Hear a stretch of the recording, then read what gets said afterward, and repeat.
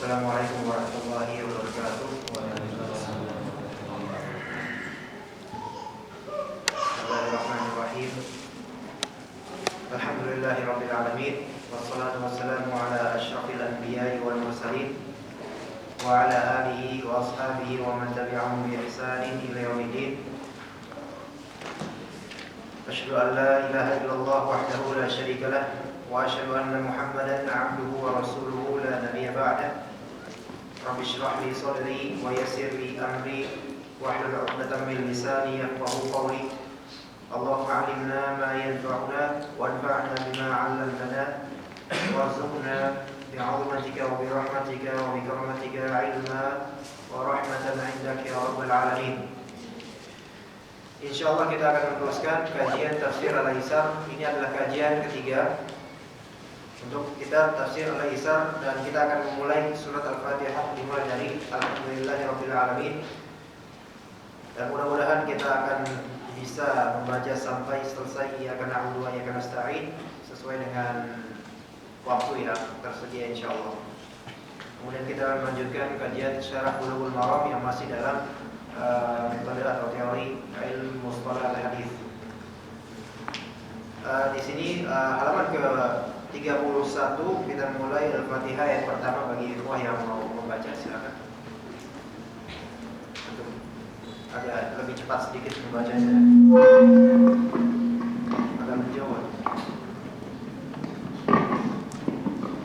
Baik. Al-Fatihah ayat 1. Alhamdulillahi rabbil alamin. Segala puji bagi Allah, Tuhan semesta alam. Penjelasan kata Alhamdu, sebuah ungkapan bagi sesuatu yang sangat baik dan sanjungan bagi zat yang terpuji, yang memiliki banyak keutamaan dan anugerah, seperti ungkapan pujian al-madhu dan al-madhu dan syukur asyukru. Itu al-madhu antum baca umumnya. Terdapat perbedaan konotasi antara al-madhu dan alhamdu. Alhamdu merupakan ungkapan pujian atas jasa baik yang bersifat ikhtiari, hasil ikhtiar, usaha, sebagaimana pujian kepada Allah Ta'ala atas kasih sayangnya dan kebaikannya. Sedangkan al-madhu berkaitan dengan pujian atas jasa baik yang bersifat ikhtiari maupun ittirori, bukan hasil ikhtiar, seperti pujian pada seseorang karena kecantikan wajahnya, padahal itu bukan hasil usahanya atau jasa baiknya yang merupakan hasil yang diusahakannya secara sadar atau ikhtiar. Selain itu, ada kata astana yang berarti pujian yang diulang-ulang di setiap kesempatan. Asyukru adalah pujian berulang-ulang astana dengan lisan kepada sang pemberi nikmat atas nikmat yang diberikannya. Syukur ini lebih spesifik daripada alhamdu karena konotasinya khusus buat kenikmatan, tetapi asyukur lebih umum kaitannya dengan manusia karena terkait dengan hati, lisan, dan anggota tubuh lainnya. Sebagaimana kata seorang penyair, afadatkan na'ma'u minni salasa, jadi walisani wad-dhamira al-muhajjaba. Kenikmatan yang kau berikan kembali berguna untukmu dari ketiga milikku, tanganku, lisanku, dan hati nuraniku yang terpendam. Kata alhamdu meliputi arti al-madhu dan asyukru sekaligus, sebagaimana dalam hadis alhamdu ra'sus syukr. Alhamdu pujian adalah inti rasa syukur. Lillah, huruf lam dalam lillahi adalah huruf jar yang punya arti kepemilikan, yakni bahwa Allah lah yang berhak Atau di luar sekalian.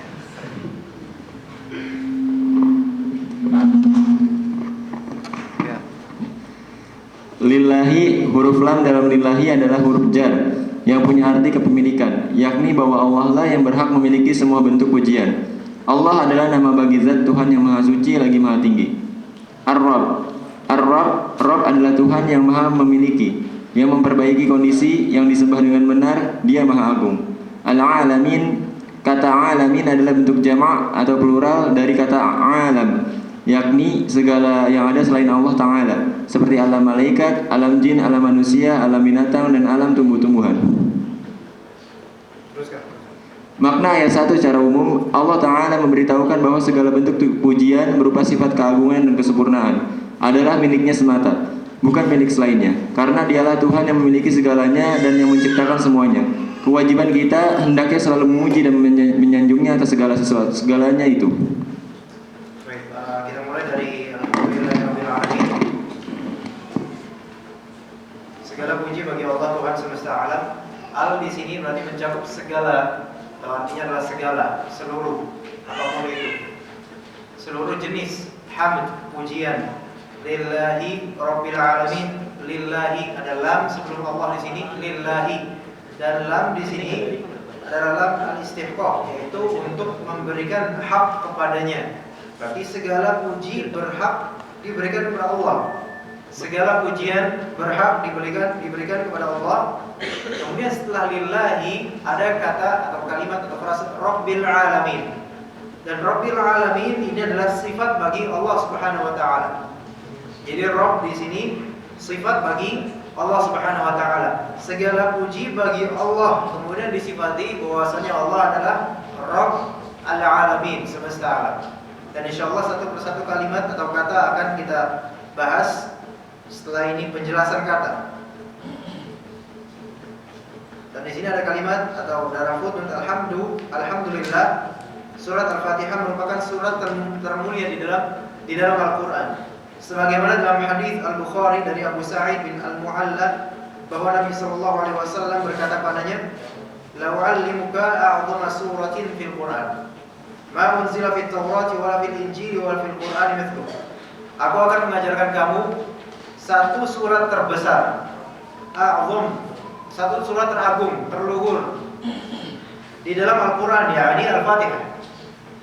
Tidak diturunkan, yaitu surat seperti ini tidak diturunkan di Taurat, tidak juga ada di Injil, tidak juga ada di Zabur, tidak ada yang sebanding dengannya. Melainkan Al-Fatihah adalah satu surat khusus yang hanya ada di Al-Qur'an, yang tidak ada semisalnya di kitab-kitab samawi yang lain. Penjelasan kata alhamd, sebuah ungkapan bagi sesuatu atau apapun hal itu yang sangat baik, dan sanjungan bagi zat yang terpuji yang memiliki banyak keutamaan dan anugerah. Seperti ungkapan pujian pertama itu al-madah, dan syukur kedua asyukur. Berarti sekarang kita punya 3 kosakata. Ada hamd diawali dengan ha, mim, dal. Kemudian ada madah diawali dengan mim, da, dal, ha. Kemudian syukur, shin, sha, kaf, ro. 3 kata. Masing-masing memiliki spesifikasi tersendiri, memiliki makna tersendiri. Namun ada kesamaan antara ketiganya sebenarnya. Kita berarti punya kita 3, hamd, madah, dan juga syukur. Oke, kemudian beliau Syekh Abu Bakar Al-Jazairi dalam footnote ini memberikan tambahan perincian makna-makna dan perbedaan tafsilat untuk madah, hamd, dan juga syukur. Terdapat perbedaan konotasi antara al-madah dengan al-hamd.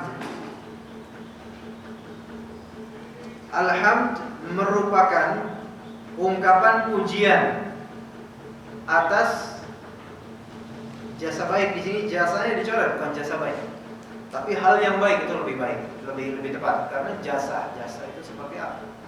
Karena ini kita memuji Allah atas jasa baik, maksudnya berjasa. Jasa itu disifati untuk manusia aja. Atas hal yang baik yang bersifat ikhtiyari. Ikhtiyari, hasil ikhtiar di sini dikatakan atau usaha. Ikhtiar dari kata pilihan.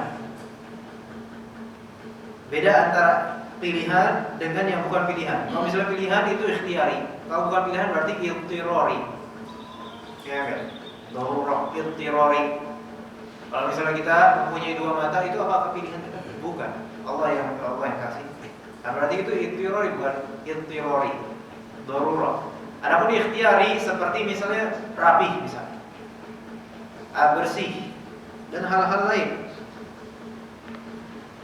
Sebagaimana pujian kepada Allah Ta'ala atas kasih sayangnya dan kebaikannya. Pertama itu alhamd. Sedangkan al-madah berkaitan dengan pujian atas hal baik, hal baik yang bersifat pilihan maupun bukan hasil pilihan. Bisa dipahami sih antara madah dengan hamd dengan madah. Hamd itu pujian atas hal baik yang bersifat pilihan. Hamd. Kalau madah pujian atas hal yang baik yang bisa bersifat pilihan atau tidak. Sedangkan di sini seperti pujian pada seseorang karena kecantikan wajahnya. Padahal itu bukan hasil usahanya dia, atau atas jasa baiknya merupakan hasil yang diusahakannya secara sadar atau ikhtiar. Kalau misalnya memuji seseorang karena memang secara zat diciptakan itu punya kulit putih misalnya. Nah di sini anak pakai hamd atau madah. Madah atau madah. Kenapa? Karena putihnya dia itu bukan putih buatan dia. Tetapi misalnya aslinya dia itu hitam. Kemudian dia menjadi putih. Ya dia memutihkan. Entah bagaimana caranya. Kemudian jadi hitam gitu. Nah sekarang hamd atau madah. Bisa hamd, bisa madah. Karena madah di sini berarti lebih umum daripada hamd. Nah, dari segi objeknya. Padahal itu bukan hasil usahanya atau atas jasa baik yang merupakan hasil yang diusahakannya secara sadar. Selain itu ada kata sana. Sana juga artinya pujian. Namun ada perbedaan antara hamd dan madah dan juga sana dari sisi lain. Kalau madah dan hamd itu terserah mau kuantitasnya berapa kali. Tapi kalau misalnya sana, itu berarti pujian yang diulang-ulang di beragam kesempatan. Itu sana. Jadi madah arti pujian bukan pujian. Hamd arti pujian. Sana artinya pujian. Tiga-tiganya pujian. Berarti kita punya 4 mufradat atau kosakata. Ada hamd, ada madah, ada sana, dan kemudian nanti ada syukur. Nah itu bedanya ya. Kalau madah dan hamd itu tidak berkaitan dengan frekuensi berulang-ulang kan. Terserah mau berapa mutlak. Tetapi kalau misalnya sana itu berulang-ulang. Nah sekarang ada asyukur. Kalau kita tulisnya syukur, asyukur atau asyukru adalah pujian berulang-ulang seperti sana. Namun asyukur di sini katakan dengan lisan kepada sang pemberi nikmat atas nikmat yang diberikannya. Syukur ini lebih spesifik daripada alhamd karena konotasinya khusus untuk kenikmatan. Tetapi asyukur lebih umum kaitannya dengan manusia karena ia terkait dengan hati, lisan dan anggota tubuh lainnya. Berarti bukan lisan aja syukur. Syukur itu bisa dari lisan, hati, qalb dan juga anggota tubuh lainnya. Nah, berarti di sini ada umum dan khusus mutlak. Dari segi ini dia lebih umum, dari segi ini dia lebih khusus. Dari alhamd. Coba misalnya alhamd dan madah artinya memuji ya. Syukur artinya bersyukur. Bedanya apa? Bedanya apa? Ada bedanya enggak? Yang buat kenikmatan khusus yang mana? Syukur atau pujian? Syukur. Ya, kita melihat misalnya orang cakep banget. Apakah kita bersyukur dia cakep? Enggak ada korelasinya gitu. Hah? Ya kan? Misalnya antum pakai peci, masya Allah antum imun sekali. Misalnya, anda memuji antum. Apakah itu dikatakan anda mensyukuri antum begitu? Enggak ada nyambung ya. Karena apa? Anda enggak mendapatkan kenikmatan di sini. Misalnya, antum membantu anak misalnya menulis. Alhamdulillah, anak bersyukur sekali antum membantu anak menulis. Nah, itu bersyukur. Nah, kenapa? Karena anak mendapatkan kenikmatan. Anak mendapatkan kenikmatan. Itu perbedaannya. Kalau misalnya syukur itu pasti karena kenikmatan. Tapi kalau misalnya pujian itu belum tentu nikmatan, belum tentu karena kenikmatan. Ya bisa aja pujian karena muja malah basa-basi dan sebagainya bisa. Terus kemudian ada lagi, syukur itu terkait dengan hati, lisan, dan anggota tubuh. Kalau misalnya hanya sekadar alhamdulillahirobbilalamin, oke, itu lafal syukur. Bisa nggak kita bersyukur dengan qalb? Bisa. Bisa. Tapi bisa nggak kita memuji dengan qalb? Anak lihat, anak pujian. Diam aja. Kenapa antum gak tersanjung gitu kan? Anak muji antum gak dengar. Loh, dari tadi antum diam kok, dalam hati muji. Gak mungkin kan? Gak mungkin. Tapi kalau misalnya bersyukur nih, dalam hati misalnya, dalam qalbu, ketika antum memberi ada misalnya pena, baik mana bilang terima kasih, gitu kan? Syukur. Terus qalbu Anda juga terima kasih. Suatu saat saya akan bantu dia. Nah, ini syukur juga. Syukur. Nah, anggota tubuh lain, tangan. Kita diciptakan tangan dan lain-lain. Cara bersyukurnya untuk beramal. Jadi syukur itu lebih umum dari sisi objeknya kita, subjeknya kita. Dari apa kita bisa dengan lisan, dengan qalbu, dengan anggota tubuh lainnya. Tapi kalau misalnya memuji, enggak. Bisa nggak kita memuji dengan kaki misalnya? Melihat orang, misalnya kepalanya itu kurang berambut, misalnya. Kemudian tiba-tiba kita nih, jempol, bagus, jempol. Bukan pujian itu malah celaan. Tapi pujian itu nggak bisa kita dengan anggota tubuh umumnya, walaupun sebenarnya bisa kalau dibisain. Tapi kalau syukur itu dengan anggota tubuh manapun kita bisa. Antum misalnya mandi pagi, nah itu rasa syukur juga dikasih badan. Atau antum mandi seminggu sekali misalnya, atau mandi seminggu berapa kali untuk menjaga diri dari kotor dan bau dan sebagainya. Itu rasa syukur, bukan rasa syukur. Tapi itu pujian, bukan. Beda. Mungkin bisa dibaca berulang kali di rumah tentang perbedaan-perbedaan itu, terus antum meringkas lagi. Nah, pujian itu lebih umum dari syukur, karena pujian itu mencakup untuk kenikmatan dan selain kenikmatan. Dari sisi ini lebih umum. Itu pujian lebih umum dari sisi ini, yaitu dari siapanya, objek yang bakal dipuji.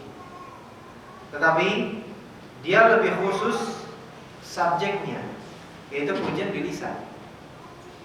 Adapun kalau misalnya syukur, itu dia secara objek lebih umum, karena di lisan, di qalbu, dan di anggota badan.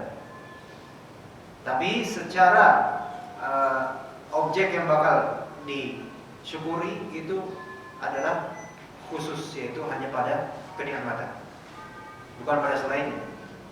Nah, bukan pada selainnya. Seperti Anda melihat antum hadir di sini, Anda bersyukur antum hadir di sini. Kenapa? Karena Anda mendapatkan kenikmatan dengan melihat antum hadir di sini. Alhamdulillah. Maka Anda bersyukur. Dan juga Anda memuji Allah Subhanahu wa taala. Itu bedanya syukur dengan hamd. Syukur dengan hamd. Kemudian halaman berikutnya. Lillahi, huruf lam dalam lillahi adalah huruf jar yang punya arti kepemilikan atau keberhakan. Yakni bahwa Allah lah yang berhak memiliki semua macam pujian. Allah adalah nama bagi zat Tuhan yang maha suci lagi maha tinggi. Seperti kemarin Anda sudah membahas tentang, atau belum ada bahas ya, tentang Allah. Apakah lafal jalalah Allah itu ada asal katanya dalam bahasa Arab, atau memang itu dari Allah Subhanahu wa taala menamakan begitu saja tanpa ada asal kata dalam bahasa Arab? Mana yang lebih tepat? Khilafiyah dalam ya, ulama ada yang mengatakan tidak ada derivasi untuk Allah. Allah adalah Allah Subhanahu wa taala, tidak ada asal katanya. Tapi ada juga yang sebaliknya, mengatakan lafal jalalah Allah itu ada asal katanya. Syuf, ini berarti ada khilafiyah. Apakah kalau misalnya ada khilafiyah seperti ini langsung kita bilang antum khilafiyah dalam masalah akidah berarti keluar dari manhaj ini? Tapi ini para ulama yang berkhilafiyah dalam masalah ini dan tentang Allah Subhanahu wa taala lafal jalalah. Nah, bagaimana? Jadi kita harus hati-hati kalau misalnya kita mau katakan khilafiyah kita antum khilafiyah antum buat sendiri, tidak, ini ulama yang membuatnya, yang mereka berbicara tentang lafal jalalah Allah ada atau tidak dengan kasih katanya. Ada yang mengatakan Allah Subhanahu wa taala lafal jalalah Allah itu memiliki asal kata dari kata ilah. Ilah itu bahasa Arab bukan? Bahasa Arab. Apa arti ilah? Yang disembah, dari lafal aliha ya'lahu, ya. Aliha ya'lahu, ilah. Aliha ya'lahu artinya abada ya'budu. Abada ya'budu artinya khodo'a yakhda'u. Artinya apa? Tunduk, patuh, tadallala yatadallalu. Itu artinya. Jadi abada ya'budu artinya tunduk, ya kan? Makanya ibadah itu asal katanya, asal maknanya adalah tunduk, patuh, taat. Nah, abada ya'budu sama dengan aliha ya'lahu, yaitu menyembah. Misalnya Anda mengatakan alihitullah, aku menyembah Allah, saya menyembah Allah, itu benar. Nah, kemudian aliha ya'lahu diambil darinya ilah. Ilah. Jadi bayangkan di sini ilahi. Ya, ilahi artinya apa? Wahai, artinya sesembahan yang disembah oleh ilahi. Bayangkan dalam gambar di sini nggak ada papan, tapi dalam papan kotak aja. Bayangkan di sini alif, rasul hamzah, rasul ain di bawah, ila, lam, kemudian ha. Dan di antara lam dan ha itu sebenarnya ada alif, cuman biasanya tulisannya nggak ada alif, melainkan langsung ilah, ya kan? Ilahi, ilah gitu aja. Ilah artinya sesembahan, yang disembah. Nah, para ulama mengatakan, ya itu asalnya ilah. Baik. Kemudian ditambahkan alif lam. Ilah di sini kalau antum belajar Arabik dan juga belajar usul fikih, ilah di sini nakirah. Nah, Allah, lafal jalal Allah itu ma'rifat. Ma'rifat. Baik itu ma'rifat karena isim alam atau ma'rifat karena ada alif lam, tergantung khilafiyah dalam masalah ini. Nah, al jadinya ditambah al berarti al ilah. Bayangkan di sini ada ilah. Ya udah terbayang belum? Atau memang nggak pernah lihat bahasa Arab mungkin ilah. Nah, tambahin al di awalnya. Al ilah. Ya. Nah, kemudian dihapus i-nya. Jadi apa? Allah. Sahih. Makanya Allah itu di antara lam dan ha agak panjang sedikit ya. Agak panjang sedikit. Allah, bukan Allah. Salah kan? Yang benar Allah. Iya kan? Seperti juga ilah. Kalau misalnya kita bilang ilah, salah. Dia dalam bahasa Arab salah. Kalau misalnya kita karena memang mungkin belum tahu, kita ajarkan ilah. Ya, ditambah alif lam. I-nya dihilangkan menjadi Allah. Kemudian kenapa kok ditafkhim? Apa itu tafkhim? Tafkhim itu pembesaran. Ini berarti bacanya maksudnya tafkhim Allah, bukan Allah. Nah, itu ada makna lagi di sini. Kita nggak usah di sini kenapa ditafkhim karena begini-begini, nggak usah berfilosofi. Kenapa ditafkhim? Karena orang Arab ya seperti itu bacanya, udah gitu. Ya. Karena misalnya di tafsir Al-Baydawi, Anwarut Tanzil wa Asrarut Ta'wil, dikatakan apa Allah itu ditafkhim, itu sunnah hukumnya. Di sini kita nggak menghukumi sunnah atau wajib atau makruh atau enggak kan? Nggak ada hukumnya, nggak usah dihukumi. Kenapa? Karena pada asalnya orang Arab mengatakan Allah dengan tafkhim itu memang pada asalnya. Seperti kata Al-Baydawi, beliau rahimahullah berkata, kalau misalnya sebelumnya itu adalah fathah atau dhammah maka disunnahkan untuk mentafkhimnya. Adapun kalau misalnya sebelumnya apa kasrah maka tidak ditafkhim. Takhfif ya. Misalnya huwa Allah, huwa Allah. Di sini fathah, tafkhim dibesarkan Allah, huwa Allah. Ya. Atau yang sebelumnya dhammah misalnya. Misalnya Baitullah. Nah, kalau misalnya sebelumnya kasrah, maka enggak mufakhamah. Jadinya fi baitillah. Di sini kita enggak pakai hukum ini hukum sunnah, enggak. Kita tetap pada asalnya, bagaimanapun kita melafalkan sebagaimana orang Arab melafalkan. Ya, Allah, gitu. Enggak ada di sini yang mengatakan Allah gitu, enggak ada. Tapi bacanya Allah. Nah, kemudian bagaimana tulisannya dalam bahasa Indonesia? Wah, itu dipermasalahkan lagi. Ya kan? Masa nulis rohnya salah gitu kan? Apalagi kalau nulisnya 4JJ1 4JJ1. Nah, ini malah jadi tahrif dari nanti. Secara zahir ini 4JJ1 ini apa ini?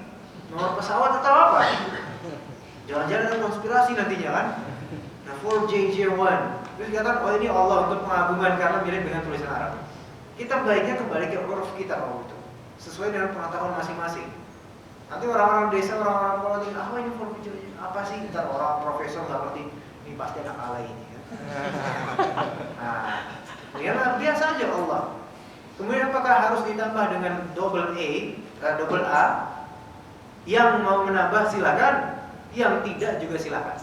Kalau tidak, berarti back to the nature, back kembali ke asalnya.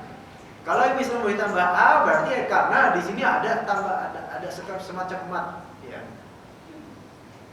Kalau misalnya mau ditambah A, double A di antara L dan H, berarti antum harus konsisten. Apalagi sampai menyalahkan antum salah Allah. Kok satu doang A-nya? Kan banyak Allah gitu kan. Terus misalnya antum rahmat mengatakan, ya udah yang benar kata antum A-nya 2. Baik, antum juga salah. Kan bacanya O. Allah. Nah, ya udah, antum pelajari enggak? Ya udah, pakai O-nya 1.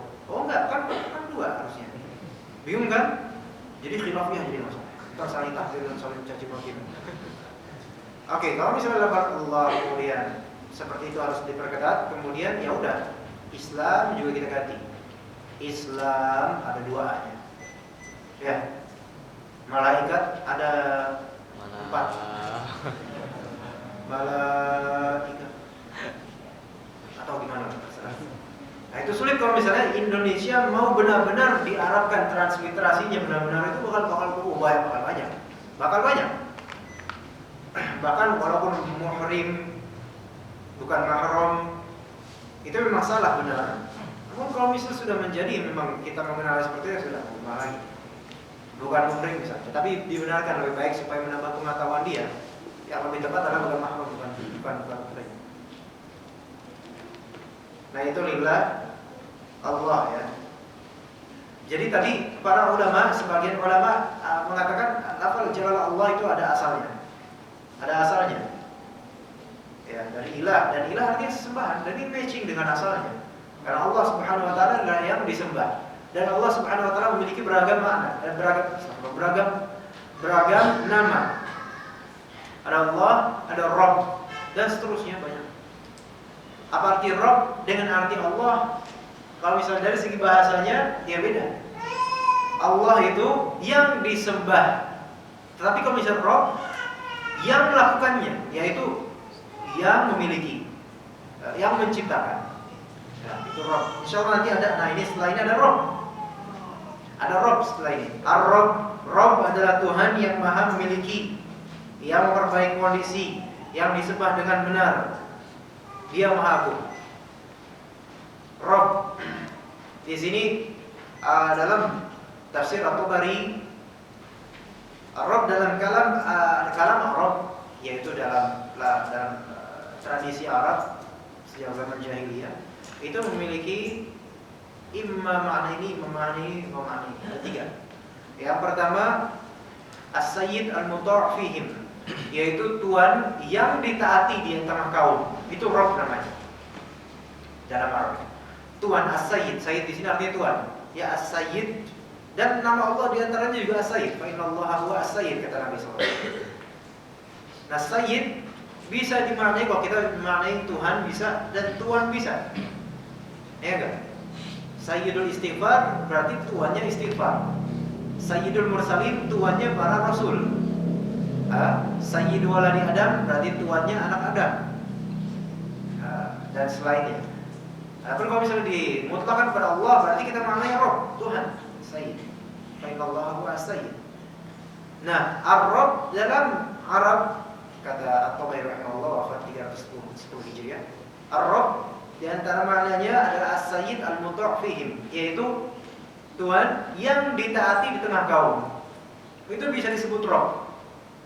Juga bisa disebut Sayyid, atau kita katakan Tuhan. Itu satu. Kedua, kata beliau rahimahullah, ar-rajul al-muslih asy-syai'a, yaitu lelaki atau seseorang yang memperbaiki sesuatu. Itu dikatakan Rabb. Ya. Kemudian yang ketiga, al-maliku lisyai', yang memiliki sesuatu. Dimaknai Rabb dalam lafal Arab secara bahasa. Anda memiliki kitab ini, berarti Anda Rabbu hadzal kitab, Rabbu hadainil kitab. Rabbnya secara bahasa di situ. Ya, jadi jangan dikatakan berarti aku udah mengisi ini. Enggak. Di sini secara bahasa Rabb itu sahib, malik, pemilik sesuatu yang dia miliki. Nah, kemudian Allah Subhanahu wa taala memiliki nama juga Rabb. Oke, seperti itu ya. Itu maknanya Rabb. Dikatakan Rabb adalah Tuhan yang memiliki, yang memperbaiki kondisi, yang disembah dengan benar, Dia Maha Agung. Al-Alamin sekarang. Al-Alamin, ya, banyak perbedaan tentang beberapa perbedaan tentang Al-Alamin. Maksudnya apa? Dikatakan di sini kata Al-Alamin adalah bentuk jamak atau plural dari kata alam, yakni segala yang ada selain Allah Ta'ala, seperti alam malaikat, alam jin, alam manusia, alam binatang, dan alam tumbuhan. Baik. Saya membaca tafsir Al-Baydhawi dan juga syarahnya Hasyiat Syekh Zadat jilid pertama. Dikatakan al-alamin, derivasinya itu ada dua. Imma ini, imma ini, ada dua. Imma dari kata ilm, imma dari kata alamah. Mau yang mana pilihnya? Imma dari kata ilm, imma dari kata alamah.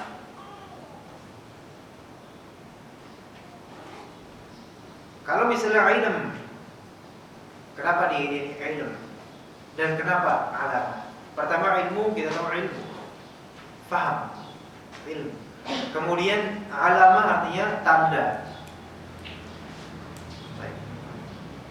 Jadi ingat, Rabbil Alamin, yang memiliki atau menciptakan, berarti alamnya, alamin. Oke, kita sekarang alamin dari kata ilm atau dari kata alamah, atau dua-duanya benar. Ilm artinya ilm, mengilmui, mengetahui. Alamah artinya tanda. Nah, sekarang kalau misalnya kita maknai alamin itu berasal dari ilm, maknanya adalah kenapa disebut alam? Karena dengan alam tersebutlah kita mengilmui siapa yang menciptakannya. Ya pasti. Berarti nanti akan menjadi kauniyah, ayat-ayat kauniyah juga masuk. Kenapa disebut alam? Jadi dari materi ain, lam, dan mim. Dan materi ain dan lam dan mim itu luar biasa. Banyak, mencakup hal-hal yang banyak seluruh kehidupan kita. Kenapa di alamin berasal dari ilm misalnya?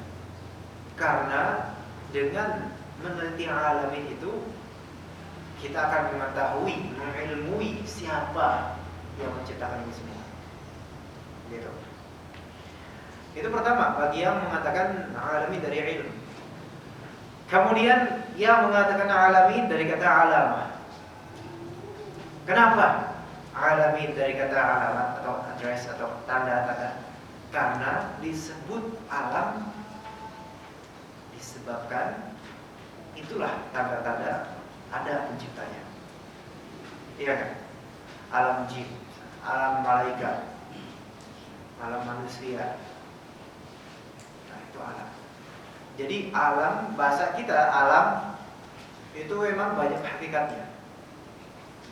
Mau kita katakan hakikat, misalnya hakikat bahasa lughawiyah kita, alam itu apa? Apa arti alam kita ini?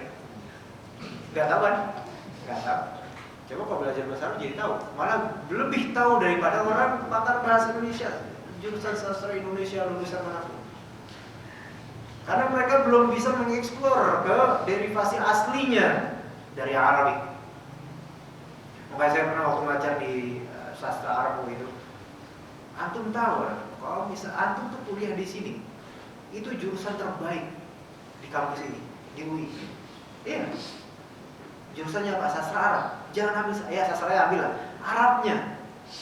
Ternyata yang diambil bukan sastranya, bukan Arabnya.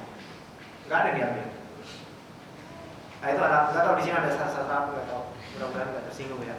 Tapi dulu ketika anak bilang, antum ini jurusan terbaik. Kenapa? Antum bisa merangkul dunia akhirat insya Allah dengan Arab ini. Antum belajar bahasa Arab, itu bisa nanti kemudian sastra Indonesia kalah sama antum, mengerti lebih detail mengenai bahasa antum sendiri. Kemudian antum bisa memahami Al-Quran, hadis sebenarnya dan lain-lain. Tapi ternyata mungkin nggak dibekali seperti itu oleh dosen-dosennya, sayangnya. Nah itu alam, saya mana sih sebenarnya tadi? Sampai alam. Ya masih alam. Nah alam di dalam kita kan ada hakikat lughawiyah, ada hakikat urfiyahnya misalnya. Alam hakikat lughawiyah kita apa sih secara bahasa nih? Anda juga nggak tahu sebenarnya. Tapi ya karena udah mengeksplor dari Arabiknya, kita tahu alam hakikatnya apa. Bahkan filosofi dari alam, hakikat alam yang tadi barusan kita bahas, itu pakar-pakar bahasa Indonesia pun belum tentu bisa menjangkaunya. Alam semesta. Nah, semesta dari kata apa nih? Apa Sanskerta atau yang lainnya? Nah juga ada hakikat urfiyah untuk alam. Apa itu? Nanti nama penyanyi itu hakikat urfiyahnya jadinya alam. Nah jadi ada hakikat urfiyah, lughawiyah, syar'iyah. Kalau misalnya kita memanai hakikat lughawiyah, tadi kita udah dapat. Alam itu berasal dari ilm atau alamah. Dapat kan? Kalau kita memanai hakikat urfiyah, nah itu masing-masing aja. Indonesia alam itu apa? Ada penyanyi namanya alam, ada ini namanya alam misalnya. Ada bis namanya Alam Jaya misalnya.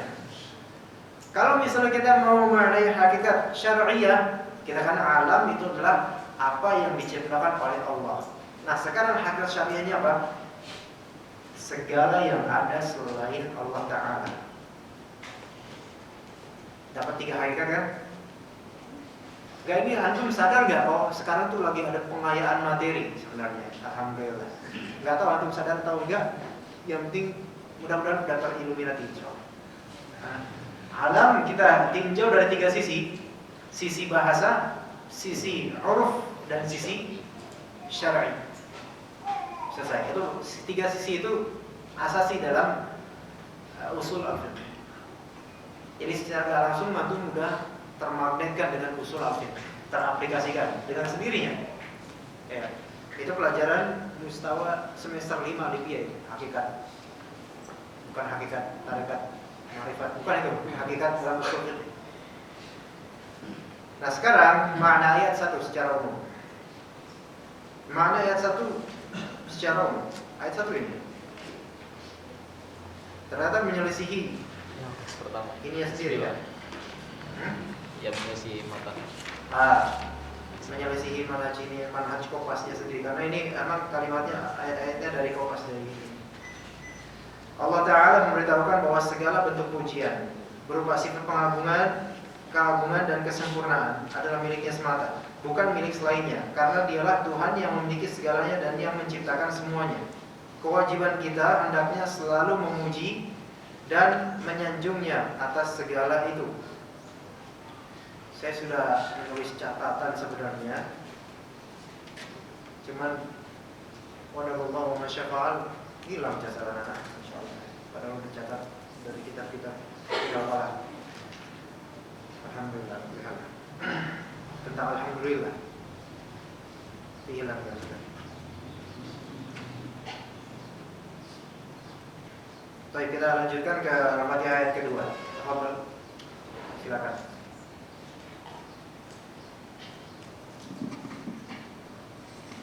Al-Fatihah ayat 2. Al-Fatihah. Al-Fatihah ayat 2. Ar-Rahmanir Rahim, yang Maha Pengasih lagi Maha Penyayang. Sudah dijelaskan tentang kedua kata ini dalam pembahasan tentang basmalah. Keduanya merupakan dua nama untuk memberi sifat bagi lafaz jalalah Allah yang ada dalam firman-Nya. Alhamdulillahi Rabbil Alamin Ar-Rahmanir Rahim. Ini dimaksudkan sebagai bentuk sanjungan dan pujian bagi Allah Ta'ala, karena hanya Dialah yang berhak mendapat segala pujian. Baik.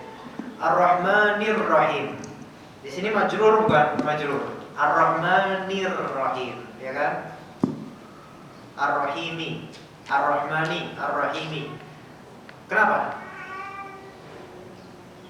Karena mensifati Allah. Kalau misalnya kita lihat sebelumnya alhamdulillahi, alhamdu di sini sebagai mubtada. Li, ya, harf jar. Kemudian Allahi, majrur. Baik, sekarang setelahnya itu ada pensifatan. Dan di sini akan ada 4 sifat yang Allah berikan padanya. Yang pertama Rabbil Alamin. Kemudian yang kedua Ar-Rahman, ketiga Ar-Rahim, dan yang terakhir adalah Maliki Yaumiddin. Maliki Yaumiddin atau Maliki Yaumiddin. Dua-duanya benar. Rabbil Alamin sifat pertama. Kemudian ayat kedua di sini Ar-Rahman sifat kedua. Ar-Rahim sifat ketiga. Malik sifat keempat. Dan kesemua sifat ini majrur. Rabbi, Ar-Rahmani, Ar-Rahimi, Maliki. Yang Maha Pengasih lagi Maha Penyayang. Sudah dijelaskan tentang kedua kata ini dalam pembahasan tentang basmalah pekan kemarin kalau salah. Sudah dijelaskan belum? Oke, nggak dijawab. Sudah jelas? Belum jelas. Ar-Rahman Maha Pengasih, Ar-Rahim Maha Penyayang. Oke, siapa yang mau menjawab? Kenapa kok Maha Pengasih untuk Ar-Rahman dan kenapa Maha Penyayang untuk Ar-Rahim? Ya. Apa saya mungkin di kajian lain mungkin ya, Pak? Hah? Iya, mesti ngomong iya mesti. Dapat ditunjuk. Kenapa disebut penyayang untuk Ar-Rahman? Kenapa pengasih untuk Ar-Rahim? Apa tafsiran Ibnu Abbas dan lain-lain dari para salaf? Ya, silakan. Artinya Maha Pengasih dan itu di dunia. Di dunia? Ya, di dunia dan di akhirat. Dan di akhirat? Ya, dan itu bersifat umum untuk kaum muslimin dan kafir. Dan muslimat. Kaum muslimin dan kafir. Untuk hewan gimana? Sedangkan apa? Untuk hewan? Oh, itu hewan juga. Sedangkan Tapi manusia juga hewan kan? iya. Benar. Manusia itu hewan. Sedangkan namanya Kemudian? penyayang dan itu untuk kaum mukmin di akhirat. Ya. Baik, ahsan. Jadi awalnya begini, dari penafsiran salaf diriwayatkan oleh At-Tabari, namun sebenarnya penafsiran salaf dalam At-Tabari untuk Ar-Rahman Ar-Rahim kalau misalnya diperhatikan sanadnya itu dhaif. Tapi bagaimanapun itu hal yang sudah masyhur di kalangan mufassir. Antum misalnya cek tafsir Ibnu Katsir, Ibnu Katsir pun mengikuti Ibnu Jarir At-Tabari, kemudian menukil banyak dari Ibnu Jarir At-Tabari. Jadi emang kalau misalnya kita mau, misalnya kita ini agak di luar konteks Ar-Rahman Ar-Rahim sedikit tentang tafsir Ibnu Katsir, kalau misalnya kita mau mempelajari tafsir salaf, itu tentu Anda nggak bisa merekomendasikan untuk keumuman kita tafsir At-Tabari, nggak mungkin. Nggak mungkin, antum bakal linglung nanti. Tapi tafsir Ibnu Katsir, tafsir Ibnu Katsir besok insya Allah dikaji. Makanya datang ya, insya Allah dikaji di Cililitan. Tafsir Ibnu Katsir. Kalau mau lebih dekat kepada penafsiran salaf, tafsir Ibnu Katsir, tafsir As-Sa'di, ya, tafsir Al-Aisar juga, dan juga ada namanya tafsir At-Tabari, dan juga tafsir As-Sam'ani. Tafsir namanya As-Sam'ani. Dan mayoritas mufassirin itu Asy'ari sebenarnya. Tapi yang ini tafsir At-Tabari, As-Sam'ani, Ibnu Katsir, As-Sa'di, Itu mereka rahimahumullah jami'an, mereka yang benar-benar memurnikan penafsiran dalam bidang akidah dengan penafsiran salaf. Maka tafsir Ibnu Katsir antum temukan seringkali mengatakan qala Ibnu Jarir, qala Ibnu Jarir, qala berkata Ibnu Jarir, berkata Ibnu Jarir. Siapakah Ibnu Jarir? Ibnu Jarir adalah Ibnu Jarir At-Tabari, wafat 310 Hijriah. Berarti beda dengan Ibnu Katsir sekitar 4 abad. 4 abad. Ada yang mengatakan misalnya tentang tafsir Ibnu Katsir, antum kau baca tafsir Ibnu Katsir itu sama aja ringkasan tafsir At-Tabari. Salah. Apa yang ada di tafsir Ibnu Katsir memang banyak ada di tafsir At-Tabari, karena Ibnu Katsir dengan sengaja menukil banyak dari At-Tabari meringkasnya. Tetapi Ibnu Katsir menambahkan satu poin yang mungkin At-Tabari sendiri belum sampai ke derajat sedahsyat itu, yaitu apa? Dari segi hadis. Nah, kita tahu Ibnu Katsir muhaddits. Ibnu Katsir itu muhaddits, mu'arrikh, ahli tarikh, ahli sejarah dan ahli hadis. Makanya dalam tafsir Ibnu Katsir kita lihat banyak sekali bertaburan hadis-hadis, banyak, bahkan kadang terlalu banyak bahkan. Apakah Tabari tidak ada hadisnya? Oh, ada juga. Cuma Tabari itu lebih konsentrasi ke penafsiran salaf, yaitu penafsiran sahabat dan tabi'in, tabi'ut tabi'in dengan sanad. Dengan sanad. Kalau misalnya bisa beli atau melihat tafsir Tabari, baik yang terjemahannya, cetakan Pustaka Azam, lihat aja, jangan dibeli. Bukan gimana? Karena mubadir atau beli juga nggak paham. Karena tafsir Tabari itu tafsir yang berat. Atau mungkin selama ini mengatakan, oh kalau misalnya ulama makin kesana itu insya Allah kalamnya makin mudah dipahami. Itu yang udah diterjemahin bro. Yang udah diterjemahin dan itu juga yang mudah-mudah. Kalau misalnya antum baca tafsir At-Tabari misalnya, dan itu salah satu perbedaan At-Tabari dengan banyak para ulama lainnya, itu kalimat-kalimatnya itu nggak mudah dipahami. Maksudnya di sini nggak mudah dipahami, membutuhkan kehati-hatian dan kewaspadaan. Contoh lain selain At-Tabari wafat 310 Hijriah. 1 abad sebelumnya, Asy-Syafi'i. Antum baca Ar-Risalah karya Asy-Syafi'i, nggak langsung paham yakin. Memang mudah bagi yang benar-benar mikir bacanya. Kalau baca baik-baik nggak paham, karena kalimatnya luar biasa. Juga kitab Al-Um, coba baca. Belum tentu terjemahan yang ada di sekarang itu benar terjemahannya. Mungkin salah paham, banyak salah pahamnya. Karena kekuatan bahasa Imam Asy-Syafi'i menulis biasa itu seperti menulis syair sepertinya. Susah. Kecuali bagi yang benar-benar mendalami. Dan juga beliau tidak menulis kitab umum sebenarnya, tapi mendikte. Aku tahu berapa kitab Al-Um? Segini. Nah, untuk lempar ini bejel berapa kali mungkin? Nah, segini. Mendikte. Antum tahu kitab Zadul Ma'ad? Zadul Ma'ad berapa jilid? Bukan ringkasan. Zadul Ma'ad terjemahannya 7 jilid kalau salah. 6. Ya beda lah, khilafiyah dalam masalah penerbitan. Beda-beda, ada yang ada 2 penerbit kalau salah. Terjemahannya aja gitu. Zadul Ma'ad kalau misalnya kita lihat itu rinci kan, dari awal sampai ada Ibnu Nawawi segala di dalam. Itu bukan Ibnu Qayyim yang menulis, muridnya. Ibnu Qayyim mendikte pas lagi perjalanan ke suatu kota dalam satu perjalanan. Dari hafalannya. Luar biasa kan? Luar biasa alhamdulillah. Nah bahasanya juga lebih mudah, Zadul Ma'ad bahasanya lebih mudah dibandingkan kalau antum baca misalnya Tarikh At-Tabari misalnya, atau Tafsir At-Tabari, dua-duanya punya. Ya. Itu Tafsir At-Tabari 26 jilid itu sudah beliau ringkas. Nah, yang nulis siapa? Muridnya. Beliau mendikte. Begitu juga dengan Tarikh At-Tabari, ukurannya sama dengan Tafsir At-Tabari. itu beliau mendiktenya ke murid-muridnya.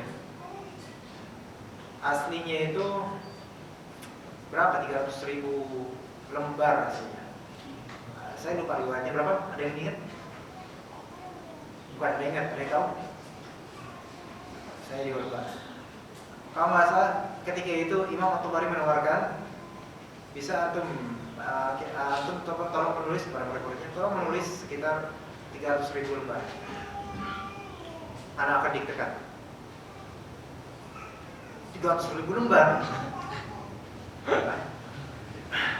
Itu kita habis umurnya nggak habis itu, ya kan? Telah luntur himmah kita, himmah orang masyarakat.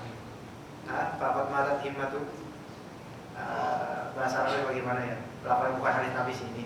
Jadi kalau masalah telah mati atau luntur himmah atau semangat akhirnya dia nikah jadi 30.000 lembar atau sekitarnya, atau 3.000 lembar atau berapa. Pokoknya diringkas jauh kan? Ya sudah, akhirnya jadilah seperti itu. 26 jilid. Itu berapa puluh kalinya itu yang udah dikompres dari hafalan dan pemahaman Imam At-Tabari. Itu untuk tafsirnya. Dan juga untuk tarikh At-Tabari juga ada sendiri. Dan dengan kata yang sama, dengan kalimat yang sama diriwayatkan. Ya. Sebelumnya saya bicara apa sebelumnya?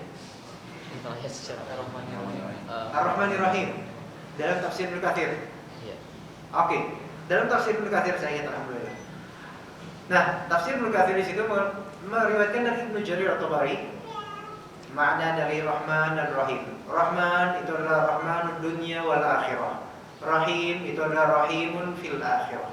Baik, ingat di sini Rahman itu merahmati di dunia dan di akhirat. Rahim merahmati di akhirat. Satu penafsiran dari salaf. Penafsiran kedua yang lainnya dari salaf.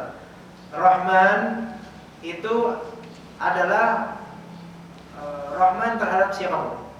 Rahim itu khusus untuk mukminin dengan dalil wabil mukminin rahimah, dan terhadap orang-orang mukmin Allah Subhanahu wa taala Maha Rahim. Kalau kita gabungkan kedua pendapat dari salaf ini, kita bisa menjamak alhamdulillah di dalam dua pendapat ini menjadi Rahman itu Maha merahmati bagi setiap makhluknya. Tapi di dunia. Ya. Kalau kita jamak nih, Rahim itu Maha merahmati khusus kaum mukminin baik dunia maupun akhirat. Karena apakah orang-orang kafir bisa mendapatkan rahmat di akhirat? Tidak akan. Tidak akan. Ya, jadi seperti itu.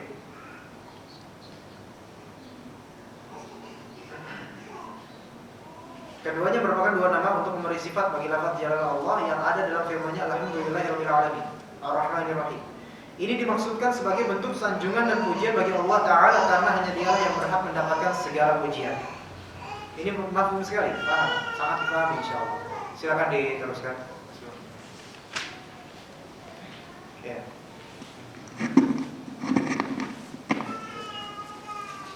Al-Fatihah ayat 3.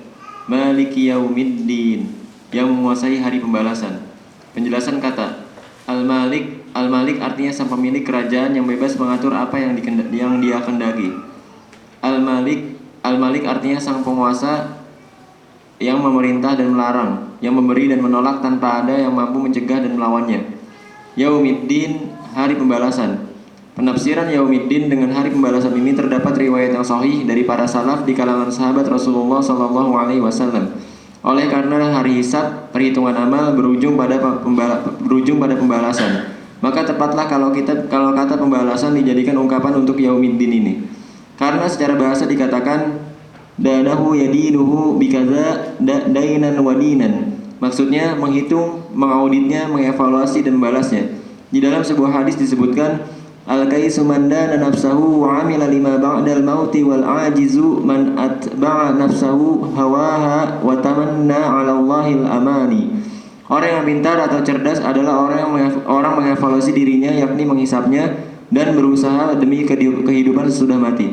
Sedangkan orang yang lemah kecerdasannya adalah orang yang menjadikan dirinya mengikuti hawa nafsunya dan ia berangan-angan atas Allah Ta'ala dengan angan-angan yang melambung. Hadis sahih riwayat Ahmad, At-Tirmizi dan yang lain.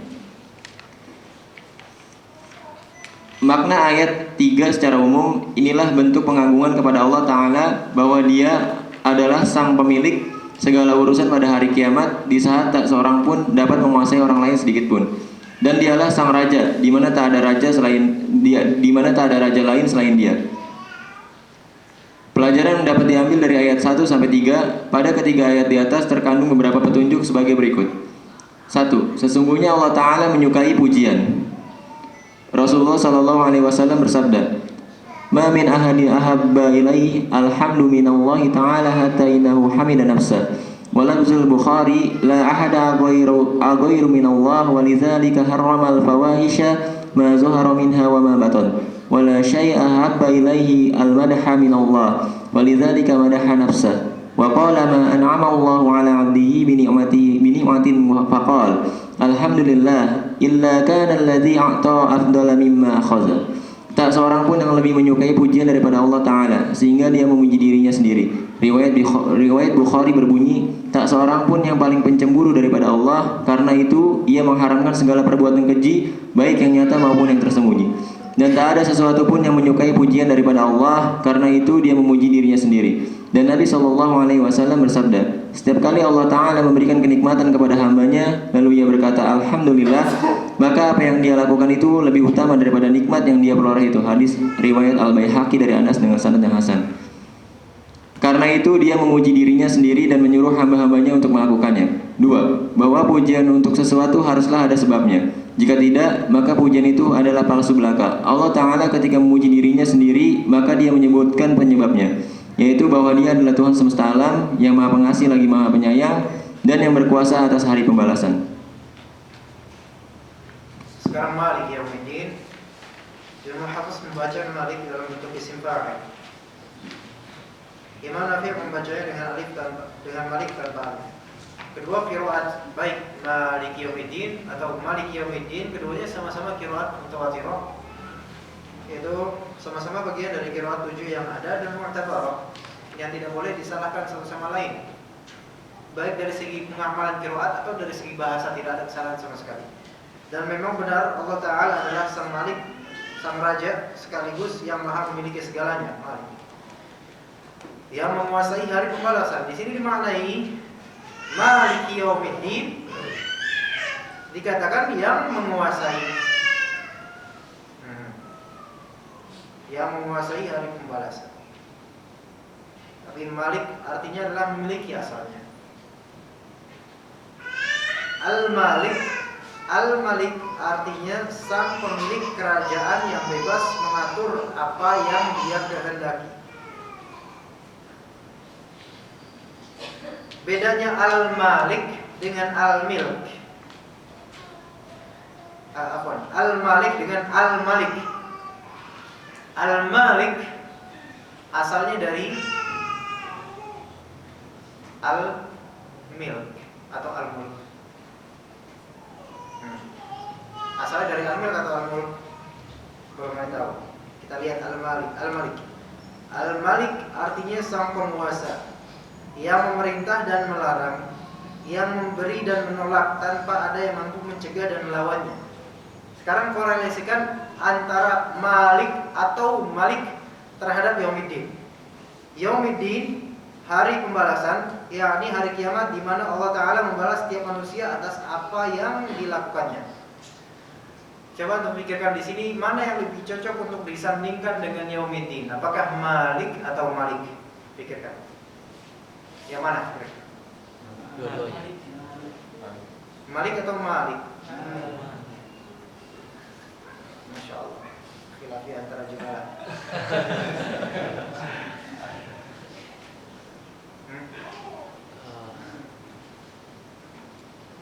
Yang mana yang bilang Malik? Malik. Ada yang bilang Malik? Malik. Antum bilang Malik? Malik. Nama antum atau apa Malik? Ada yang bilang Malik? Antum doang. Maksudnya tadi kayaknya banyak yang bilang Malik dan Malik. Kalau misalnya Malik itu berasal dari milk. Indonesia milik. Kalau misalnya Malik berasal dari mulk. Apa arti mulk? Kerajaan. Mana yang lebih luas? Mulk. Lebih dalam. Kerajaan. Nah, jadi lebih luas yang Malik, lebih dalam yang Malik. Makanya nggak disalahkan Pak. Makanya jumhur qurra, mayoritas qurra yang salah itu lebih banyak yang condong ke Maliki Yaumiddin. Maliki Yaumiddin. Cuman nggak salah jika kita mengatakan Maliki Yaumiddin, nggak salah, dua-duanya sahih. Tapi Maliki Yaumiddin lebih dalam. Memberi dan menolak tanpa ada yang mampu mencegah dan melawannya. Kemudian Yaumiddin, hari ad-din. Ad-din, hari pembalasan dimaknai. Penafsiran Yaumiddin dengan hari pembalasan ini terdapat riwayat yang sahih dari para salaf di kalangan sahabat Rasulullah SAW. Oleh karena hari hisab dihitungnya amal berujung pada pembalasan, maka tepatlah kalau kata pembalasan dijadikan ungkapan untuk Yaumiddin. Karena secara bahasa dikatakan danahu yadinuhu bikada dainan wa dinan. Maksudnya menghitung, mengauditnya, mengevaluasi dan membalasnya. Itu din, agama dan pembalasan. Makanya ada dain, hutang. Kenapa hutang disebut dain? Karena akan dibalas oleh yang berhutang. Di dalam sebuah hadis disebutkan al-qayyisu man dana nafsahu wa 'amila lima ba'da al-mauti wal 'ajizu man atba'a nafsahu hawaha wa tamanna 'ala Allahil amani. Orang yang pintar atau cerdas adalah orang yang mengevaluasi dirinya, yakni menghitungnya, menghisapnya, bermuhasabah dan berusaha demi kehidupan sesudah mati. Itu orang yang beruntung, orang yang cerdas. Orang yang tumpul pikirannya Sebaliknya, yang tidak mengevaluasi dirinya dan berusaha demi kehidupan sebelum kematian saja. Itu sebaliknya. Antara orang yang cerdas sama yang enggak. Tapi biasanya orang yang enggak cerdas itu akan menuding orang cerdas, orang tidak cerdas. Contohnya liberal atau sekuler atau plural dan semacamnya. Mereka bakal mengatakan orang dai syar'i, dai dan para dai itu mereka pikiran orang-orang religius itu mentok. Dikit-dikit dilarang, dikit-dikit haram dan sebagainya. Ya, mereka akan menuding. Tetapi yang mentok sebenarnya mereka. Kenapa? Karena pikiran mereka ini cuma dunia. Adapun pikiran orang-orang religius itu ke setelah dunia. Mana yang lebih jauh jangkauan? Lebih jauh jangkauan. Sementara orang seperti mereka dunia aja udah selesai, habis. Karena memang hajat atau ya untuk dunia mereka. Kemudian setelah itu ya sudah, tinggal nunggu siksa kuburnya. Nah, jadi mentok sampai akhir hayat. Adapun orang-orang yang memperhatikan kehidupan sesudah mati, baik kehidupan alam barzakh atau kehidupan akhirat, maka inilah orang yang cerdas. Itu yang cerdas. Jadi kehidupan itu ada banyak. Ada kematian misalnya. Ya, kehidupan di barzakh itu adalah kematian. Jadi ada 4 fase ya. Sebelumnya wafat, sebelumnya tidak ada, kemudian hidup di dunia, kemudian mati, dan itu dalam alam barzakh, kemudian akhirat. Jadi nggak langsung ke akhirat, tapi juga nggak cuma di dunia masih. Jadi ada 2 pemikiran yang sebenarnya salah. Yang satu mengira kalau misalnya udah masuk kubur berarti udah di akhirat. Enggak, ini benar salah ini. Barzakh dulu dong. Jembatan antara dunia dengan akhirat, barzakh, alam kubur. Ada juga yang menyangka bahwasanya di kubur dia tetap hidup, namun pada alamnya yang mana itu masih di dunia. Nah ini yang ditayangan nantinya. Kedua-duanya nggak benar. Sedangkan orang yang lemah kecerdasannya adalah orang yang menjadikan dirinya mengikuti hawa nafsunya dan ia berangan-angan atas Allah dengan angan-angan yang melambung. Di sholat Jumat misalnya. Ya, kalau misalnya kita sholat Jumat, baik antum sebagai khotib atau sebagai bukan khotib,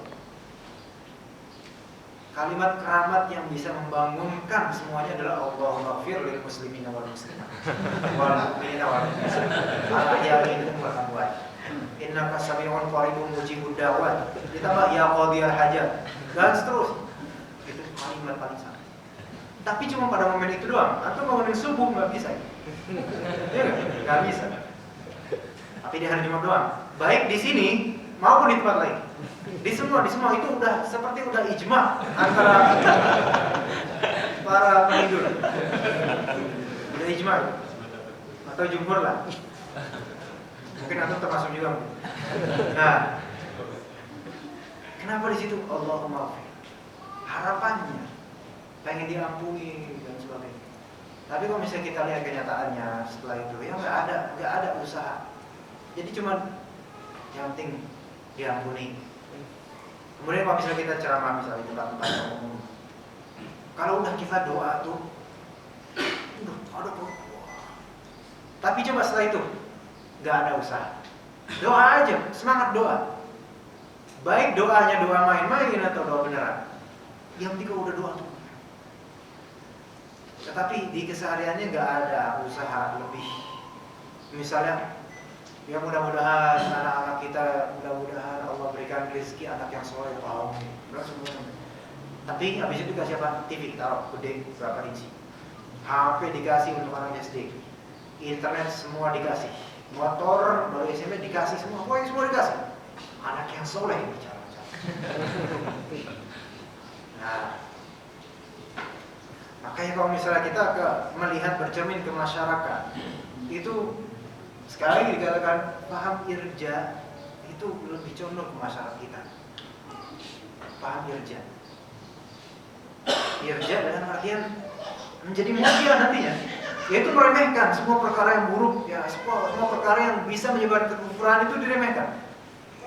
Murjiah tanpa sadar. Nah, jadi kalau ada dosa, gampang. Tapi rojanya tinggi, roja yang artian nih, bukan roja hakikat orfiah. Kalau roja hakikat orfiah jadinya radio nanti. Ini roja hakikat lugawiyah arabiyah, harapan. Asanya melambung, bukan asam lambung, asanya melambung. Asanya melambung. Usahanya nggak ada. Sayangnya seperti itu.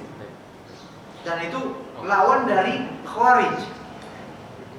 Lawannya dari Khawarij. Jadi kubu ekstrim dua-duanya. Yang satu ekstrim dalam meremehkan, yang satu ekstrim dalam memperketat. Jadi dua-duanya musuhan itu, tabrakan itu musuhan. Kalau secara power kekuatan fisiknya benar yang ekstrim ini tentu saja benar. Karena tegaan mainnya, kalau ini gak tegaan ini, ya kan? Nah, jadilah yang di tengah, insya Allah. Jadi aman-aman aja orang Murji'ah yang berpaham, maksudnya teracuni dengan pemahaman seperti itu. Dan bukan berarti kita terbebas dari hal-hal semacam ini. Kita naudzubillah dengan hal-hal semacam ini, karena memang hal seperti ini menular. Jadi kita sulit untuk nahi munkar, ya kan? Kalau misalnya paham yang ekstrim seperti Khawarij itu, sulit amar ma'ruf, nahi munkar terus. Kalau yang ini maunya amar ma'ruf terus, nahi munkar nggak pernah. Akhirnya apa? Semuanya remeh, kemungkaran diremehkan. Yang penting baiklah, sekali-kali. Tapi yang ini, awas, teror semuanya. Nah, jadi yang tenang. Nggak meremehkan dan juga nggak terlalu memperketat, dan itu menular. Yang ini menular, makanya syabab anak-anak muda itu bisa tertular. Yang anak-anak muda masih muda-muda yang masih melecut semangatnya bisa tertular, langsung mengkafirkan dan sebagainya, bisa. Yang ini bisa nggak? Bisa. Anak-anak muda sekarang juga gampang. Kan enak ini, gampang lah, udah enjoy aja lagi, kan? akhirnya jadi gila. Ini Wallace, ini ekstrim. Mana ayat 3 secara umum? Maliki Yaumiddin lebih cocok, bukan lebih cocok, namun yang lebih bagus adalah Malik Yaumiddin. Dan lihat di sini, Malik Yaumiddin. Pikirkan baik-baik, Yaumiddin, hari pembalasan. Beda nggak dengan dunia? Beda. Di dunia ada nggak Malik? Ada. Selain Allah di dunia ada nggak yang disebut Malik? Ada. Raja, presiden, semua disebut Malik. Pemerintahan, semua Malik itu Malik. Nah, sekarang di akhirat siapa Malik satu-satunya? Allah. Ya. Nggak ada lagi selainnya. Makanya dikhususkan di sini Malik Yaumiddin. Nah, sekarang urutannya. Ayat pertama Alhamdulillahirabbil alamin. Ayat kedua Ar-Rahmanir Rahim, ayat ketiga Maliki Yaumiddin. Lihat sirnya. Lihat rahasia di balik itu. Kita tadi sudah tahu alhamdulillah. Segala puji bagi Allah. Sifat untuk Allah pertama Rabbil Alamin untuk ayat pertama. Baik, Rabb. Tadi Rabb artinya apa? Pemilik, pencipta, pengatur ya. Kalau tauhid rububiyah apa artinya? Ifradullah azza wa jalla fi khalqihi fi milkihi wa tadbiri.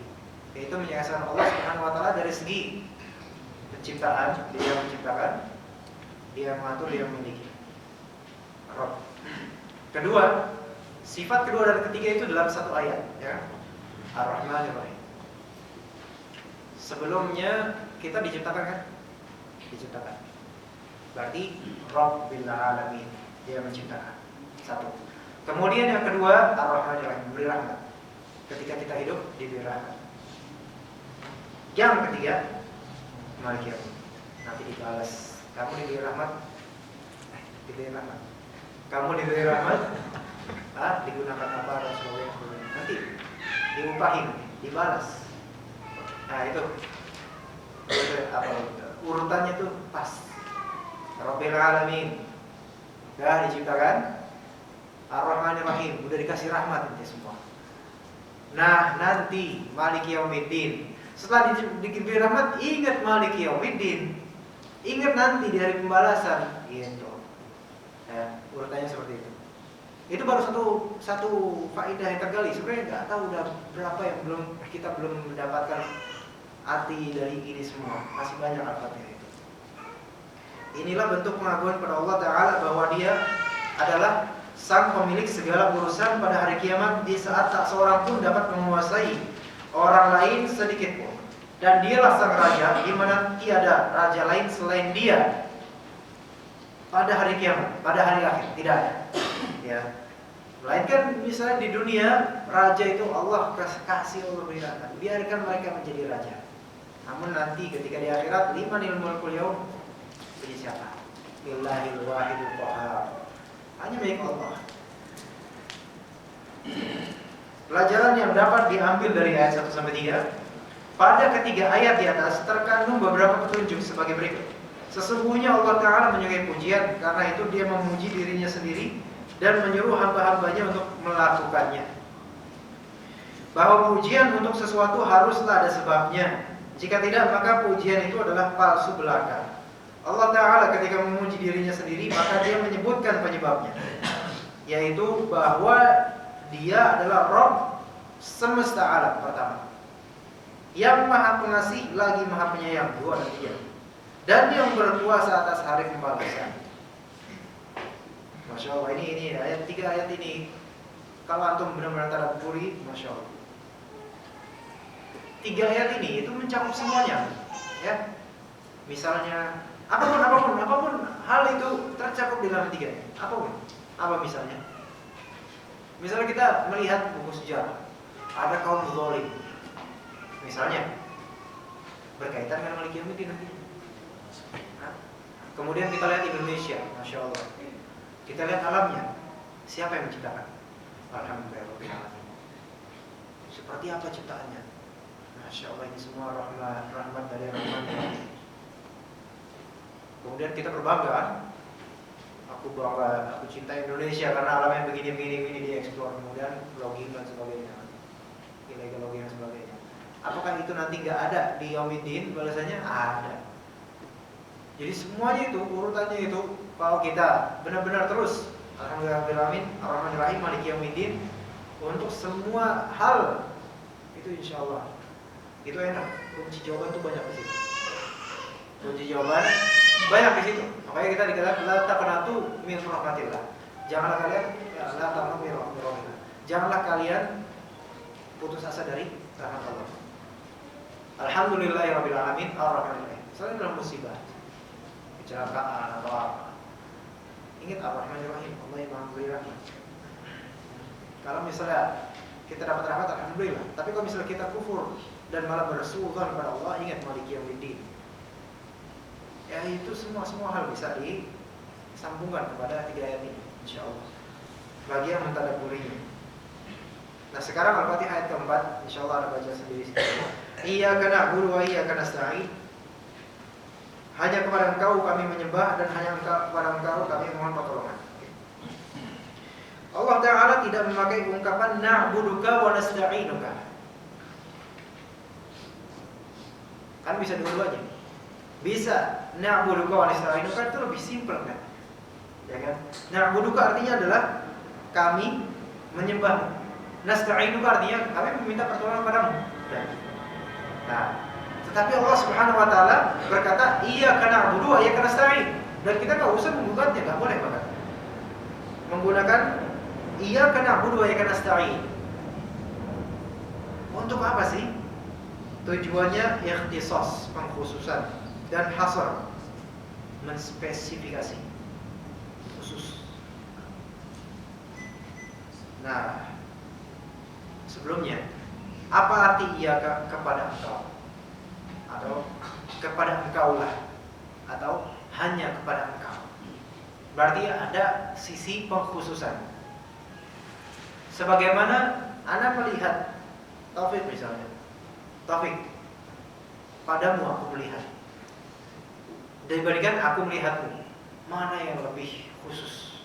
Yang pertama. Dan juga ada sisi sastranya sedikit, ya.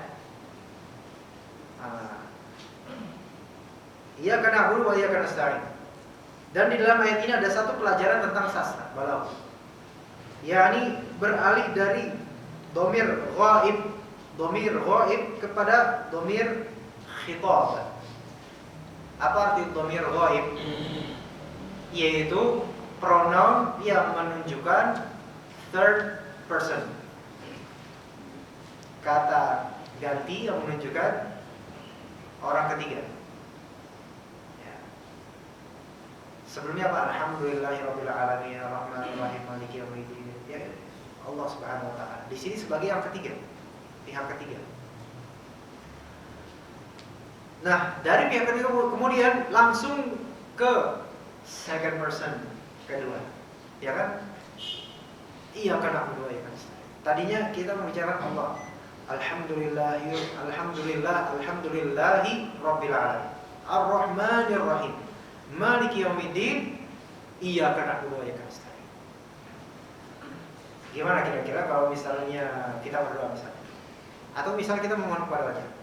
Wahai Raja, Engkau itu begini-begini memuji. Aku meminta kepadamu wahai Raja. Nah, ngerti di sini maksudnya? Ada semacam, iya mengpadukanya misalnya, atau sama ayah itu mah? Ya, saya tahu, saya banyak salah dan sebagainya. Ayah, gua perkasa, banyak duit, tajir. Tolong please. Nah, ya kan? Dari tadinya seperti membicarakan orang ketiga dengan pujian, kemudian langsung meminta kepadanya. Kalau misalnya nih, Ahmad lagi bicara sama Ana memuji Taufik gak ada orang. Gimana? Itu pujiannya benar-benar gak? Iya, pujiannya benar-benar. Taufik gak ada, maksudnya gak ada orangnya, maksudnya ada orangnya cuman gak tahu di mana dia. Tapi ada memujinya. memuji di sisi ghaibnya dia. Di saat dia nggak tahu, nggak langsung di hadapannya. Itu lebih dalam daripada Anda memuji di depan dia. Tapi nih loh, keren orangnya, masya Allah. Hitam-hitam gitu keren ya. Nah, langsung di depan orangnya. Tapi kan kalau di depan orangnya bisa palsu, bisa nggak. Tapi kalau misalnya dia nggak ada, anak sih. Tapi itu masya Allah, anak sangat menyayangkan dia. Anak sangat mencintai dia. Orangnya baik, dermawan, ramah hati, suka membantu gitu. Gak sombong, rajin nabung misalnya. Tahunya direkam. Nah, makanya jawabnya boleh. Kemudian ke khitab. Seperti itu ya, dipahami lagi nanti ditadaburi lagi sendiri. Sekarang ia kena Abu ya karena nasta'in. Kepada engkau lah kami menyembah dan kepada engkau lah kami mohon pertolongan. Nah, ini adalah salah satu gaya bahasa untuk keindahan ungkapan dalam ilmu balaghah al-muhassinat al-badi'iyah. Atau bisa juga disebut uslub iltifat namanya. Iltifat itu seperti penolehan. Iltifat itu menoleh. Nah, penolehan. Ya seperti ketika kita memuji dan nunduk-nunduk, kemudian kita menoleh dengan sangat berharap. Ia kena berdua, ia kena nasta'in.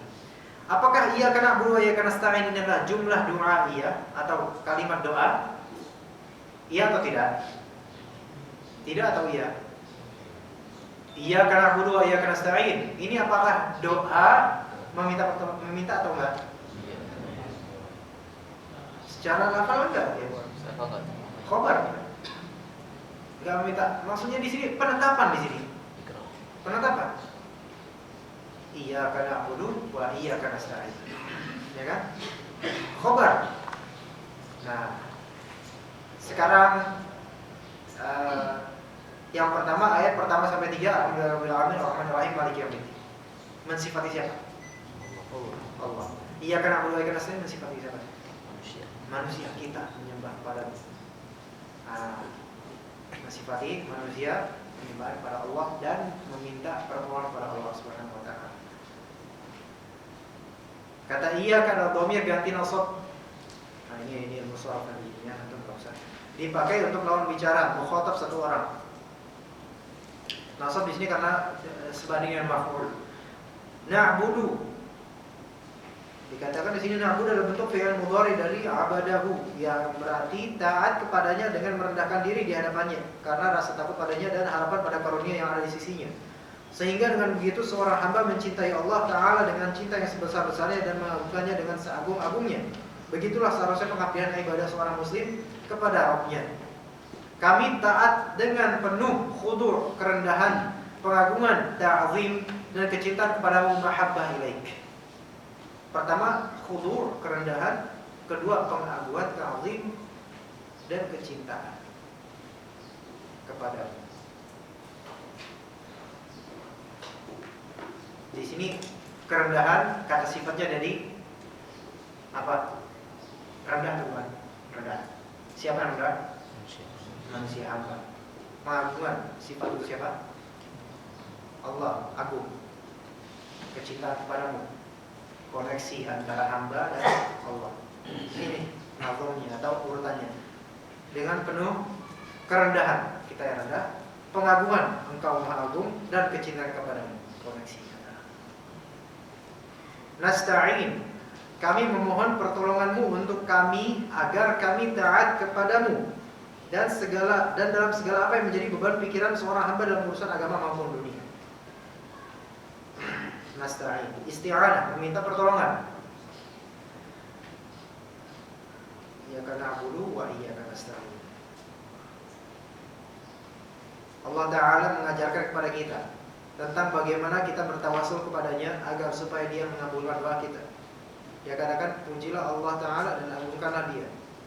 Konsistenlah kalian semua untuknya dengan menyembah dia semata tanpa menyekutukannya, dan mohonlah pertolongan hanya kepadanya dan jangan memohon pertolongan kepada selain dia.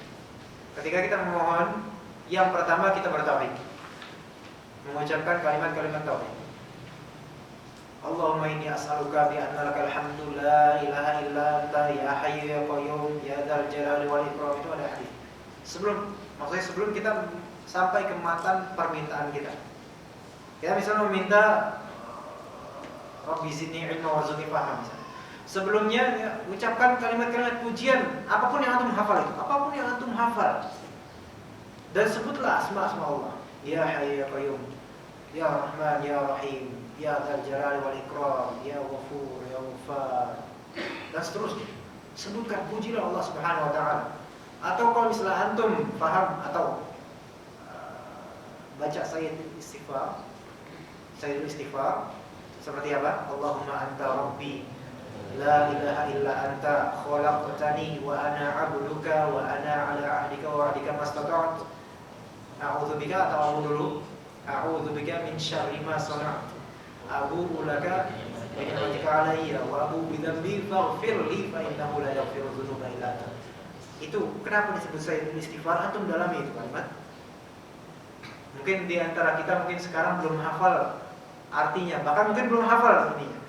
Tapi coba hafal matanya dan dalami artinya. Itu kalau misalnya antum berdoa dengan itu, masya Allah itu insya Allah mustajab, insya Allah. Dan juga berdoa dengan La ilaha illa anta subhanaka inni kuntu minadh dhalimin. Sebagaimana kata Nabi, kalau misalnya seseorang berdoa dengan doa Dhunnun ini, doanya Nabi Yunus, itu nggak bakal ditolak insya Allah, nggak bakal ditolak. Pokoknya pujilah. Kalau misalnya belum hafal yang ini yang itu, pujilah. Alhamdulillahirabbil alamin arrahmanir rahim. Pembukaan dulu sebelum doa intinya. Setelah itu baru berdoa banyak. Misalnya di sepertiga malam atau setelah sholat atau yang lain-lain. Pujilah Allah Subhanahu wa taala, terutama doa Sayyidul Istighfar. Itu luar biasa itu maknanya itu. Ya, pengagungan benar-benar. Pelajaran yang dapat diambil dari ayat keempat. Tadi tentang Sayyidul Istighfar kan dalam hadisnya dibaca pagi dan sore. Barang siapa yang mati muqinan bi, dengan yakin dengannya. Artinya apa? Dia tuh paham artinya dan yakin dengannya, maka dia masuk surga.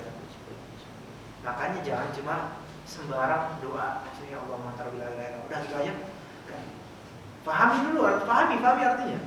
Pahami, dalami dan yakini benar-benar ketika melafalkannya pelan-pelan.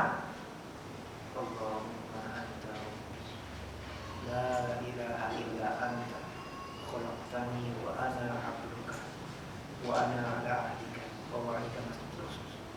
Itu nazamnya itu pas. Allahumma anta rabbi. Engkau Rabb. La ilaha illa anta. Tauhid uluhiyah. Allahumma anta rabbi, tauhid rububiyah dan asma wa sifat. La ilaha illa anta, tauhid uluhiyah. Khalaqtani, tauhid rububiyah. Wa ana 'abduka, tauhid uluhiyah. Pahami? Jadi lafal-lafal dalam zikir atau ayat atau hadis itu jangan lewat. Alhamdulillah. Langsung bilang anak udah khatam, alhamdulillah dan sebagainya. Pahami benar-benar dalami. Pelajaran dapat diambil dari ayat 4, menerangkan adab dalam berdoa. Dikatakan Rasulullah SAW mendengar ada seorang laki berdoa dalam sholatnya, tetapi ia tidak berselawat kepada Nabi SAW. Maka beliau bersabda, ini musta'jil orang ini terlalu tergesa-gesa dalam berdoa. Kemudian beliau memanggilnya lalu berkata padanya dan kepada yang lain, idza shalla ahadukum falyabda bihamdillahi wa tsana'i 'alaihi tsumma yusalli 'ala nabi sallallahu alaihi wasallam tsumma yada' ba'du bima syaa. Apabila seorang dari kalian berdoa, maka mulailah dengan memuji dan menyanjung kepada Allah, lalu berselawatlah kepada Nabi sallallahu alaihi wasallam. Selanjutnya berdoalah sesudah itu dengan apa yang ia kehendaki. Terserah antum, selama doa itu tidak mengandung unsur kezaliman. Tapi kalau membahas kezaliman bisa, boleh. Ya, atau qat'ur rahim, memutus tali silaturahim itu nggak boleh. Nah, adab dalam berdoa berarti pertama memuji Allah dan juga berselawat pada Rasul, baru kemudian kita kematkan doa kita. Kita ungkapkan isi hati kita, isi qalbu kita kepada Allah Subhanahu wa taala. Itu insyaallah akan cepat disembuhkan dan Allah akan memberikan isyarat baik yang jelas ataupun setelah pencarian panjang itu akan diberikan insyaallah. Agar orang yang berdoa memulai doanya dengan memuji dan mengagungkan Allah. Di dalam hadis disebutkan adab yang lain, yakni bersolawat kepada Nabi SAW, baru kemudian ia memohon keperluannya, maka akan dikabulkan doanya. Imam Ahmad meriwayatkan dari Abu Sa'id, ma min muslimin yad'u Allah azza wa jalla bi da'watin laysa fiha ithm wala qati'atu rahimin illa a'tahu Allah biha ihda thalath khisal, imma yu'ajjila lahu da'watahu wa imma an yaddakhiraha lahu fil ukhra wa imma an yasrifa 'anhu min as-su'i mithlaha. Qalu idza nukthir qala Allahu akbar. Allahu akfir atau akfar? Allahu akfar. Akfar. Bukan akbar, maksudnya akfar. Siapapun orang muslim yang berdoa kepada Allah Ta'ala dengan satu doa yang tak berisi perbuatan dosa maupun memutuskan hubungan kekerabatan, niscaya Allah Ta'ala memberikan untuk doa itu salah satu dari 3 perkara. Tadi yang memutuskan hubungan kekerabatan apa bahasa Arabnya? Wala qati'atu rahimin. Rahim artinya rahmat, kasih sayang. Yang benar mana, silaturahim atau silaturahmi? Dua-duanya benar. Rahmun itu ada masdar dalam bahasa Arab, tetapi yang masyhur dalam hadis rahim. Jadi silaturahim itu yang lebih tepat. Tapi kalau misalnya orang Indonesia mengatakan silaturahmi, boleh nggak? Ya boleh. Udah paham, antum juga silaturahim ya, entah paham maksudnya ya silaturahim. Jangan karena aku tukar mi dan im, nah itu jadi beda. Yang satu madrasah ibtidaiyah, yang satunya nggak tahu apaan kan. Nah, satu ada kalanya dikabulkan doanya itu dengan segera. Itu satu. Bisa, yaitu dengan hikmah dari Allah Subhanahu wa taala. Ada kalanya Allah Taala menabungnya atau di sini menangguhkannya ya, untuk dia kelak di hari akhirat. Ini yang kedua. Wa imma ayyadakhiraha lahu fil ukhra. Dan ada kalanya Allah Ta'ala menjauhkan darinya keburukan musibah yang sepadan dengan doanya itu. Jadi karena Allah Maha mengetahui apa yang bermaslahat bagi seluruh manusia, maka kita serahkan segala doa kepada Allah dan biarlah Allah yang mengistijabahkannya dengan apa yang Allah kehendaki. Mereka berkata, Allah, kalau begitu kami memperbanyak doa. Nabi berkata, Allah Ta'ala akan lebih memperbanyak lagi. Jadi semakin sering kita berdoa, semakin Allah akan memperbanyak istijabah terhadap doa kita. Ya. Tapi ya, perlu kita tekankan kualitas doa. Perhatikan, karena doa yang berisikan ghaflah, lalai saja, maksudnya kalau punya lalai, nggak khusyuk dalam berdoa, itu juga berpengaruh nantinya. Juga berpengaruh. Nah, makanya ketika misalnya kita mendapatkan, kita udah berdoa khusyuk berhari-hari, tapi ternyata kok tidak tertemukan jawabannya, itu kita lihat hadis ini. Ada kalanya Allah Subhanahu wa taala menangguhkannya. Imma menangguhkan di dunia, imma juga di akhirat. Jadi sekehendak Allah, pasti ada hikmahnya penangguhan itu. Ya. Dan juga imma ada kalanya Allah Ta'ala menjauhkan darinya keburukan musibah yang sepadan dengan doanya itu. Alhamdulillah tadi saya kesini, alhamdulillah naik motor hampir ketabrak, alhamdulillah tidak. Alhamdulillah, hampir 3 motor hampir menabrak, alhamdulillah tidak jadi. Nah, itu bisa jadi di antara doa yang Allah istijabah, namun dalam bentuk lain dari rahmat Allah. Bisa jadi. Dan juga antum sekalian. Nah, bisa jadi antum jalan dan ternyata apa gitu kan, ada yang jatuh di belakang. Alhamdulillah. Kalau enggak wafat sampai sekarang. Alhamdulillah. Atau listrik atau setrum dan lain-lain. Atau ada kelabang di rumah, atau ada ular beracun atau bagaimana, Allah lindungi.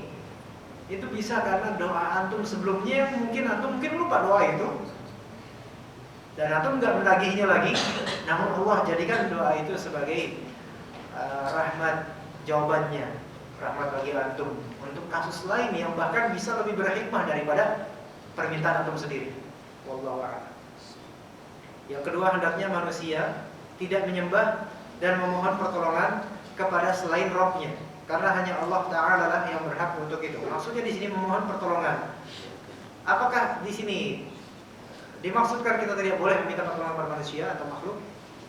Boleh ketika makhluk itu mampu melakukannya dan juga ketika kita membutuhkan.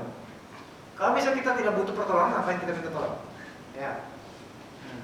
Misalnya Anda nggak butuh pertolongan antum namanya siapa? Upin. Misalnya karena antum masih SMA atau? Oh Allah. Masih SMP antum ikut mustalah hadis itu. Masya Allah. Calon ulama mudah-mudahan. Insyaallah. Alhamdulillah. Nah, misalnya antum SMP, kemudian Anda nggak butuh pertolongan antum, Anda bilang tolong dong cariin jodoh. misalnya, Anda kan nggak butuh, cuma basa-basi aja. Ini nggak boleh seperti ini. Nyusahin dia pertama, kan? Udah gitu ngasal lagi nyari jodoh sana-sana. Nah, ini cari yang PAUD aja, kan lebih bisa mendidik mungkin ya. Kalau SMP sekarang anak SMP kayak gitu ya. Tapi alhamdulillah tuh the best of the worst. The best of the best mudah-mudahan. Ya, atau SMP mana? Di rumah. Hah? Iya. Iya Kak. Ya di daerah mana? Depok atau Jakarta atau mana? Cilebut. Bogor. Subhanallah. Kesini sendiri? Masya Allah. Luar biasa, alhamdulillah. Mudah-mudahan diberkati ilmu antum insyaallah ya. Mustalah hadisnya juga Al-Quran dan juga nanti insyaallah ilmu hadis kita mustalah hadis lagi, namun dengan cover berbeda sedikit dengan mustalah hadis yang sebelumnya insyaallah. Baik, jadi kita selesaikan kajian tafsir Al-Isar ini. Ya. Menabung di akhirat itu bentuknya gimana Mas? Dari situ dia. Dan di sini antum maknai di situ kalimatnya di mana? Ukhra bukan? Ukhra dimaknai akhirat. Wallahu alam bisa berupa keselamatan, mungkin penghapusan pahala, mungkin Penghapusan pahala. Astagfirullah. Penghapusan dosa mungkin. Wallahu alam. Ana belum membaca syarah hadisnya untuk yang hadis ini. Ukhra di sini kita maknai apa ukhra? Hari akhir. Baik, itu sahih. Maknanya sahih. Dan ukhra lawan kata dunia. Lawan kata apa? Awal. Iya. Ula, lawan kata ula. Ula dunia. Makanya dalam surat Sabih Isma Rabbil A'la wal akhiratu khairun. Nah, ula wal akhiratu. Nah, sekarang ula itu artinya yang pertama. Ukhra artinya yang lain. Akhor itu untuk muzakkar. Rajulun akhor. Tapi kalau misalnya untuk muannats imra'atun ukhra. Dan dunia itu muannats atau muzakkar? Muannats. Hadhihi dunya. Nah, berarti ukhra setelah dunia. Jadi Allah alam itu mungkin kemungkinan maknanya adalah apalagi kalau misal di akhirat itu tidak ada selain pembebanan dosa atau untuk dosa neraka atau penghapusan dosa. Apalagi yang dicari di akhirat? Karena yang dicari di akhirat ya udah kemenangan atau kekalahan udah. Imma nar imma surga. Makanya faman zuhziha 'anil nari wa udkhilal jannah faqad faz. Barang siapa yang diloloskan dari neraka di surat Al-Imran dan dimasukkan ke surga maka dia telah menang. Imma itu, imma diselamatkan dari neraka atau imma tidak selamat dari neraka. Jadi mungkin itu hikmahnya. Enggak ada lagi. Misalnya kita meminta kekayaan di bumi untuk sedekah misalnya. Kemudian diganti di sana kekayaan yang sama seperti dunia enggak. Kalaupun disamakan, itu kekayaan yang di akhirat, yang di surga itu pun tidak bisa dibandingkan dengan yang di akhirat. Di dunia. Di dunia. Ini butuh istirahat atau kita langsung setelah hadis? Sebaiknya memang hilang mas saja. Kenapa yang intinya di Roji terus Arab Madi jadi Majrur? Kenapa Pak? di majrur apa yang ar-Rahmani ar-Rahim? Karena dia sifat bagi Allah. Tadi sifat ada 4 di sini disebutkan Rabbil Alamin. Sifat kedua Ar-Rahman. Sifat ketiga Ar-Rahim. Sifat keempat Malik atau Malik. Jadi majrur semua. Ya.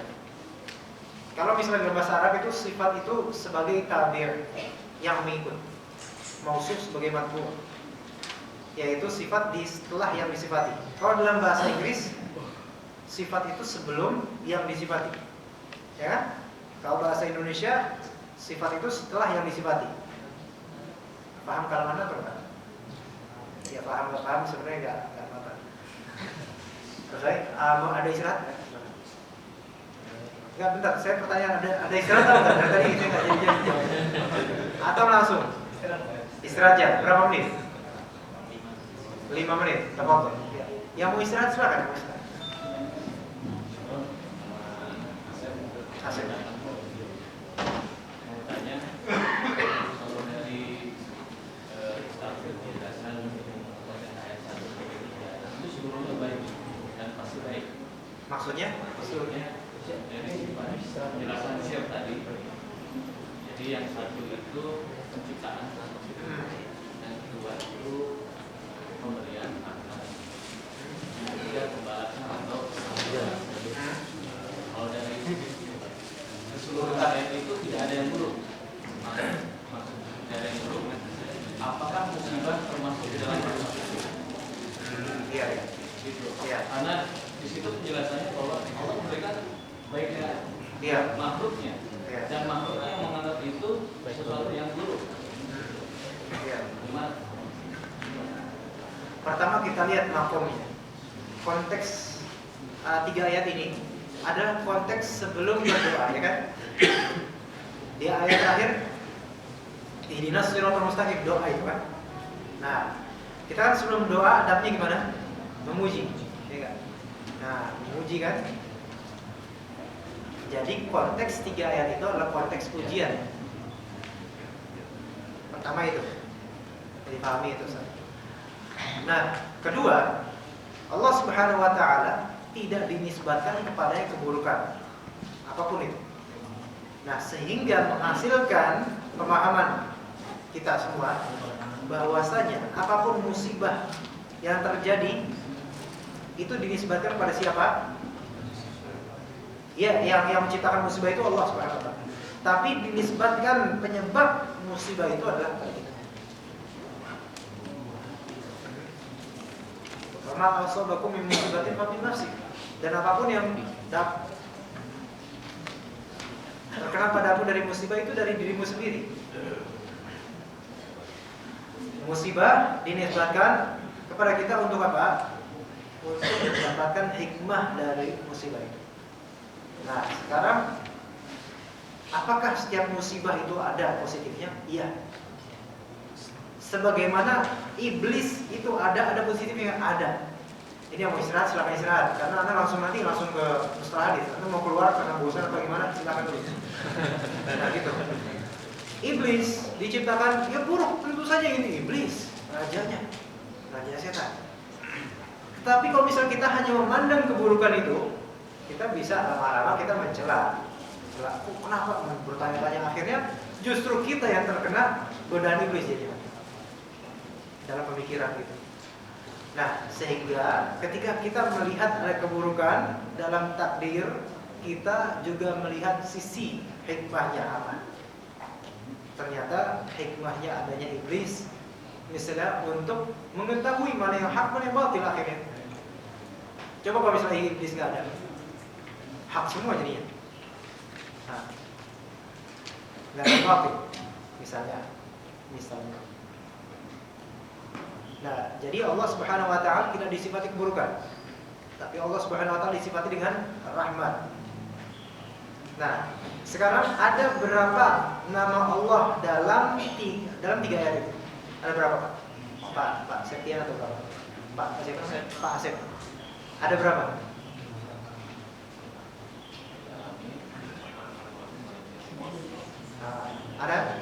Ada 4, kurang 5. Nah, Pertama Allah, kedua Ar-Rabb, ketiga Ar-Rahman, keempat Ar-Rahim, kelima Al-Malik atau Al-Malik. Allah sifat itu. Nah, Allah juga sifat dan nama. Kalau bagi yang mengatakan sifat karena dia disifati disembah, Al-Ma'luf, Al-Ma'bud. Nah, dan nama Allah dikatakan oleh jumhur ulama adalah Ismullahil Azam, yaitu nama yang teragung. Dan ketika dimutlakkan nama Allah, itu mencakup semua nama Allah. Maksudnya berkaitan dengan semua nama Allah. Dan di antara nama Allah lainnya adalah Al-Hakim.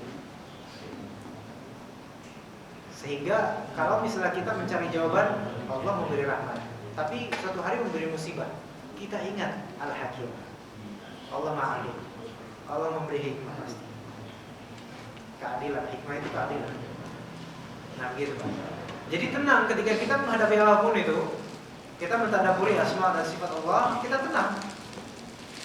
Tenang jadi enggak bertanya-tanya banyak. Semua pertanyaan insya Allah terjawabkan sesuai dengan kapasitas keilmuan kita sebenarnya. Ya, sesuai dengan kapasitas keilmuan kita. Apakah bisa dipahami? Mudah-mudahan jelas ya. Yang belum dapat selebaran silakan. Ada yang sudah dapat? Ada yang belum dapat? Apa? Ini dimatikan. Matikan.